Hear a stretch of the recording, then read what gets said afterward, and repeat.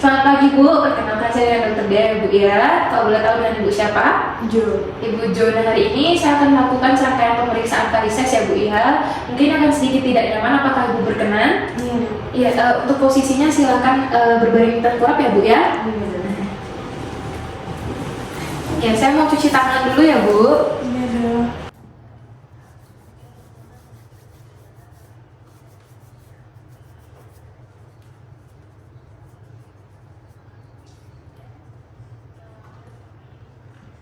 Permisi ya Bu ya, untuk celananya saya lipat terlebih dahulu ya Bu, untuk melihat tanda-tanda varises pada tungkai bawah Ibu. Tidak ada ya Bu ya, penonjolan vena tidak ada, pelebaran vena juga tidak ada di kaki kanannya Bu.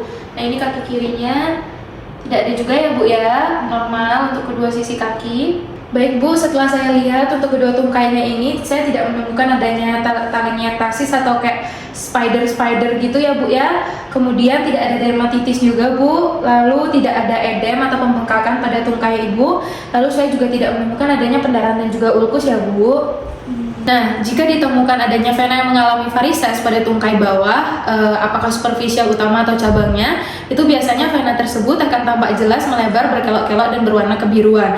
Nah, varises vena tungkai bawah pada cabang vena superficial itu biasanya lebih berkelok-kelok dibandingkan pada vena superficial utama. Nah, bila ditemukan adanya varises pada pasien, itu biasanya pemeriksa melakukan raba daerah vena yang berkelok-kelok dan lakukan penilaian ketegangan varises vena tungkai bawah dan besarnya pelebaran vena. Kemudian pemeriksa juga pulsasi pada vena dan arteri apakah ada kelainan atau obstruksi. Lalu selanjutnya juga biasanya dilakukan perkusi, lakukan pada vena-vena yang melebar. Perkusi dilakukan di vena-vena bagian distal, lalu raba vena di bagian proksimal apakah teraba aliran atau gelombang-gelombang. Sedangkan pada pasien di sini tidak saya temukan adanya varises, sehingga untuk palpasi dan juga perkusi tidak saya lakukan pada pasien hari ini.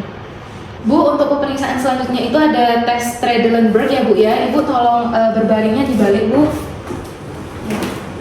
Yang santai aja ya Bu ya. Baik, di sini Ibu sudah berbaring ya Bu ya. Lalu selanjutnya saya akan melakukan elevasi tungkai 90 derajat Bu, permisi. Ya, ini selama 10 menit ya Bu ya. Untuk mengosongkan vena. Misi ya Bu, di sini saya akan melakukan oklusi vena ya Bu ya. Saya akan memasang turniket untuk memberikan tekanan pada vena, misi Bu.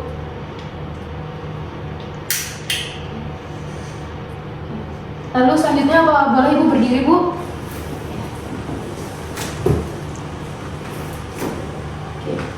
Berdirinya selama 20 detik ya Bu ya. Bu boleh ada belakang ya Bu ya. Di sini saya mau melihat pengisian venanya Bu. Permisi Bu. Permisi Bu, saya lepas terlebih dahulu ya. Normal ya Bu ya.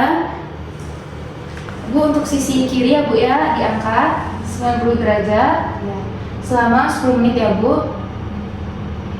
Permisi ya Bu, saya pasang turniket setelah ditunggu selama 10 menit ya Bu.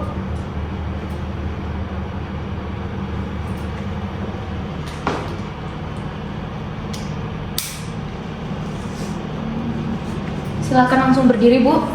Berdiri selama 20 detik ya Bu ya. Saya akan melihat untuk pengisian dari venanya Bu. Sudah 20 detik ya Bu ya. Saya lepas Bu untuk melihat.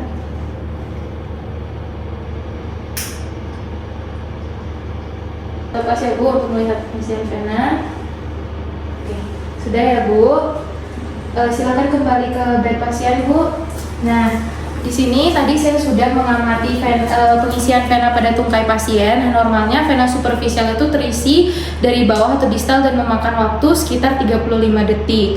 Nah, untuk hasilnya tadi itu pengisian venanya lambat sekali ya Bu ya. Berarti untuk katup komunikasi Ibu baik. Nah, dan bila venanya ini cepat terisi, misalnya waktu 30 detik itu sudah terisi, itu berarti terjadi insufisiensi dari katup komunikasi. Baik, untuk selanjutnya itu adalah pemeriksaan manfaat paritas ya Bu ya. Ibu silakan berdiri Bu. Ya. Di sini saya akan memasang turniketnya Ibu ya di bawah lutut untuk membendung vena superficial. Saya pasang ya Bu ya di bawah lututnya Bu.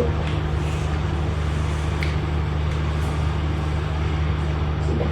Apakah terlalu keren Bu? Oke. Baik Bu, saya pasang turniketnya dulu ya Bu ya. Ibu bisa tolong menghadap ke belakang Bu. Kemudian sambil jinjit-jinjit sebanyak 10 kali ya Bu ya. Nah, tujuan menjinjit ini sebanyak 10 kali ini agar otot-otot betis berkontraksi sehingga darah dipompa dari sinusoid vena otot dan vena sekitarnya.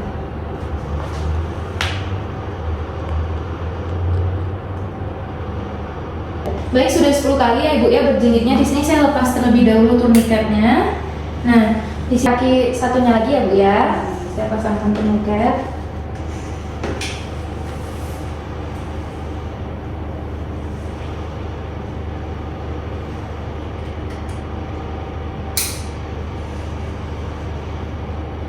Boleh ada belakang Bu. Masih yang sama ya Bu ya, berjinjit sebanyak 10 kali.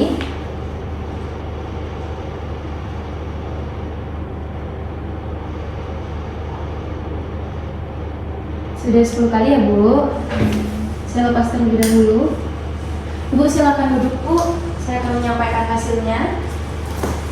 Nah, baik. Tadi setelah saya lakukan pengamatan menggunakan tes manuver Perthes ini, tadi baik Bu, ini untuk hasilnya. Setelah saya amati tadi dari ikatannya itu kempis atau kosong ya Bu ya. Berarti katup-katup vena perforantes dan juga vena profunda Ibu ini berfungsi dengan baik dan tidak ada sumbatan ya Bu ya. Baik Bu, selanjutnya untuk pemeriksaan Homansan ya Bu ya. Silakan berbaring Bu. Nah, pasien diposisikan terlentang dengan tungkainya ekstensi. Kemudian saya akan melakukan dorsofleksi. Permisi Bu. Apakah sakit Bu bagian lututnya? Tidak. Baik, bagian sebelah kiri Bu. Apakah sakit Bu? Enggak. Lalu selanjutnya di bagian telapak kaki Ibu seperti ini Bu. Saya dorong ya Bu. Apakah ada seperti rasa tertarik Bu? Satunya lagi. Apakah ada Bu? Enggak ada ya. Baik. Untuk selanjutnya ini saya akan menyampaikan hasilnya ya Bu ya. Nah, jika nyeri itu tanda dari Homansan-nya positif. Tapi Ibu tadi tidak ada nyeri sama sekali ya Bu ya. Berarti untuk sirkulasinya Ibu itu sudah lancar ya Bu. Terima kasih Bu. Silakan duduk Bu. Makasih banyak ya Bu sudah berkunjung.